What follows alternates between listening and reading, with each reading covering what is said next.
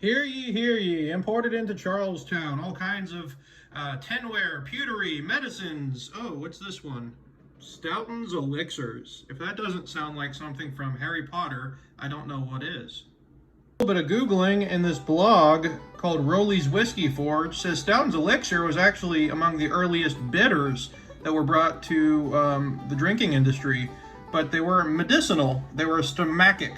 And we actually don't know the original recipe, but there are some derivatives that seem to suggest what might have been in Stoughton's Elixirs, which was first developed in the late 1600s and mass-produced as a patent medicine to colonial America in the early 1700s.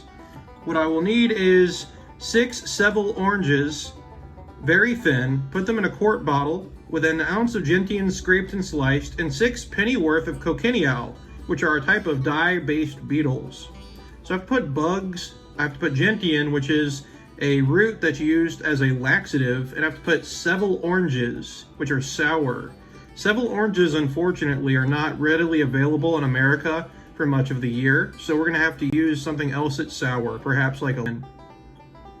So I also need to mix it with brandy, which I always have on hand. I did order some Cochineal beetles off of Amazon, which apparently is a place you can get anything these days. So let's see if we can't make something pretty close to the original Stoughton's Elixir.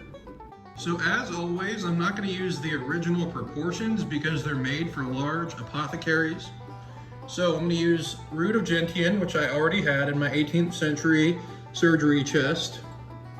Use Cochineal beetles. Yes, those are actual bugs. Cochineal beetles actually come from Central and South America. Native Americans throughout Latin America have for millennia used these beetles as a source of medicine and red dye. Europeans, after Cortez's conquest of the Aztecs, started to adopt them for the same reasons. This is not the proper type of orange peel, but these are orange peels from a spice section in a store.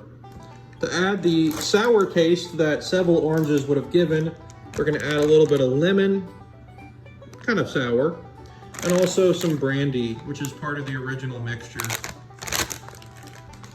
And just in case you're wondering, yes, I did crush up some of these beetles, and it was as gross as it sounds.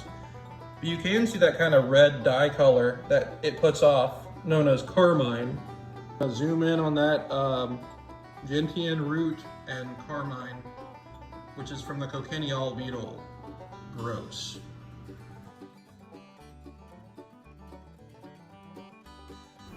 So here I actually have the finished bottle, and you'll notice that I found a copy online of the 18th century label for the bottle. I did, however, make a more sane version of the elixir that I am planning certainly to use myself, which has brandy, lemon, ginger, nutmeg, basically all the pumpkin spice type deal, as well as some juniper berries and cayenne pepper. I think that actually might help stomach issues, or at least make for a good cocktail additive.